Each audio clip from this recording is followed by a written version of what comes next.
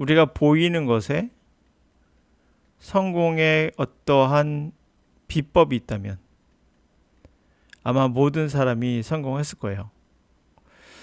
영어학습에도 보이지 않는 것에서 성공의 힘이 있습니다. 그건 바로 태도예요. 보이지 않는 세상에 진실은 숨어 있다는 거죠. 빵 냄새는 보이지 않지만 존재하고 코에 영향을 미치는 뭔가 있는 것이죠. 보이지 않는 세상에 보이진 않지만 세상에는 여러분의 인생에 많은 영향을 미치는 것들로 가득 차 있습니다. 보이지 않는 이놈이 여러분의 성공을 결정하는 결정적 요인이 되기도 하죠. 그 중에 한 놈이 바로 모호함에 대한 인내, 불확실함에 대한 여유라는 놈이에요. 이런 성격을 가진 사람은 남들이 가서 보지 못했던 곳을 먼저 가서 보는 가장 처음으로 가보는 사람이 되겠죠. 자, 이제 영어의 세계로 가볼까요?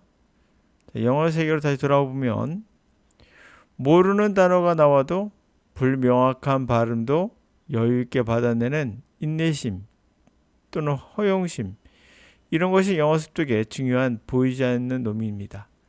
이 놈이 없으면 모든 단어를 암기하려 하고 모르는 단어는 불안하고 사전에 5번째까지 암기하려 들며 발음에 대한 집착으로 연음까지도 암기하며 모든 표현을 알려고 들죠. 이런 사람은 영어에 대한 집착으로 성공하기 힘듭니다. 아니, 불안감이 커서 자신의 두뇌는 잔뜩 쫄아서 실전에 가면 아무것도 말하지도 못하는 사람이 될 수 있어요. 결국 우리의 보이지 않는 이 능력, 그거 우린 tolerance, 용인, ambiguity, 모호함에 대한 인내 또는 용인이라 할 수 있겠죠.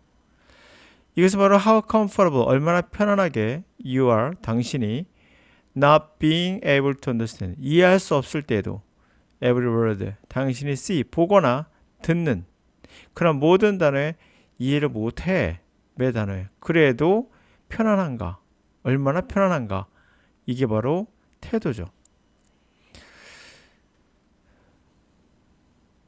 자, 이렇게 우리는 보이지 않는 자신의 마음가짐이 얼마나 중요한지를 알 수 있어요. 이렇게 말한 분은 바로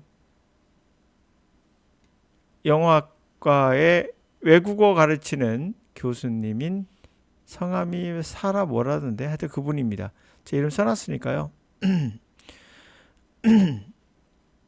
가장 중요한 건 바로 모호함에 대한 인내입니다. 영어에서 모호함을 싫어한다면 여러분들은 수학을 하세요. 영어는 모호함이에요. 모든 언어가 그러합니다. 다 모호해요. 자, I was sitting outside the restaurant. 자, 레스토랑 밖에서 앉아 있었어요. 스페인의 one summer, 어느 여름 이브닝, 저녁이었습니다. Waiting for dinner, 나는 저녁을 기다리고 있었죠.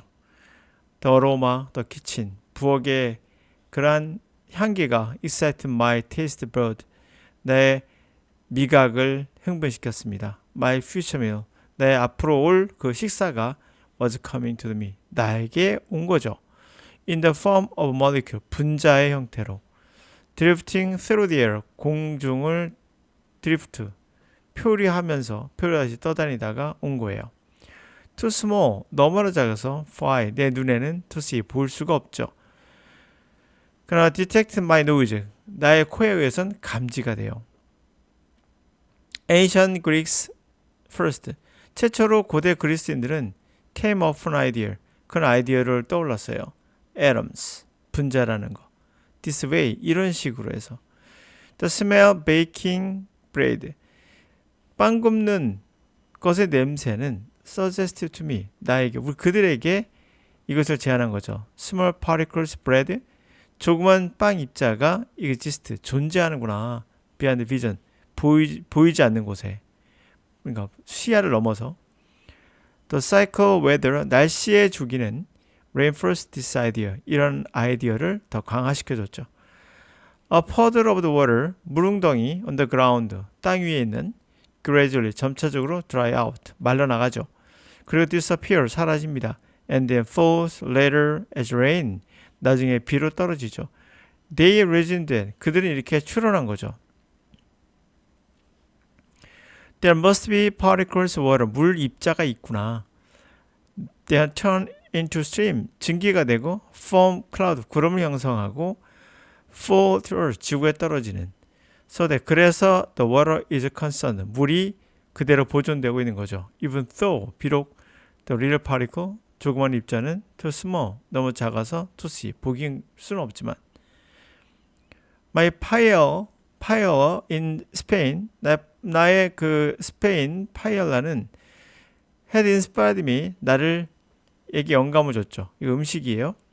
For 1,000 years, 4,000년 too 지나 너무나 늦게 take credit for the atomic theory.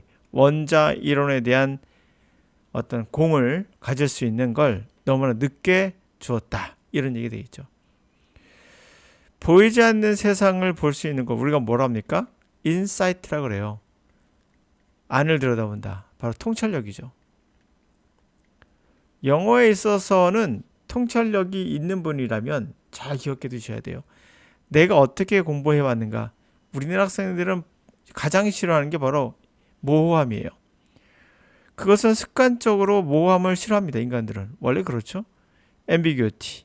이게 모호함이죠. 그래서 모든 단어를 다 사전을 반드시 찾아보는 습관이 있어요. 사전은 최소한으로 이용하세요. 최소한. 최대한 이용하지 않는 게 제일 좋습니다. 그리고 이 모호한 발음이 싫기 때문에 우리나라 사람들은 영어 회화 들어가면 무조건 연음 배워요. 연음이라는 게 뭐죠? 모호한 발음이에요. 모호한 발음이라는 게 뭡니까? 정확한 발음을 하기 힘드니까 그냥 대충 흘리는 발음. 흘리는 발음이라 할게요. 그걸 연음이라 그래요. 그것마저도 암기하겠다. 그것마저도 공식처럼 여겼다. 그것마저도 뭐뭐 하겠다. 라는 생각을 하죠. 그리고 어떤 표현이 나오면 반드시 암기하죠. 암기라는 건 뭡니까? 내가 100%를 원하는 겁니다. 그렇기 때문에 100%가 존재하지 않는데 100%를 원하니 그 불만족, 그 불안감을 누가 알겠어요? 그래서 언어에서 가장 중요한 포인트는 얼마나 편안한가요? 네가 이해할 수 없을 때도. 단어가 모든 단어를 알아들을 수 없거든요. 모든 단어를 우리가 본다고 다 아는 건 아니에요. 그거 아주 쉽습니다. 여러분들이 지금 당장 일어나서 집에 서점이나 아니면 집에 있는 어떤 책도 좋아요. 소설책 한번 들어보세요. 한글로 된. 그걸 펴자마자 읽어보시면은 동화책이 아닌 이상 대부분 모르는 단어로 가득 차 있을 거예요. 그래도 우리는 전혀 불편함이 없어요. 근데 이상하게 우리는 영어만 들어가면 불편해하죠. 이게 첫 시작인 겁니다. 외국어를 어떻게 보는 겁니까? 하나의 언어가 아니라 수학과 같은 문제풀이로 보고 있는 거예요.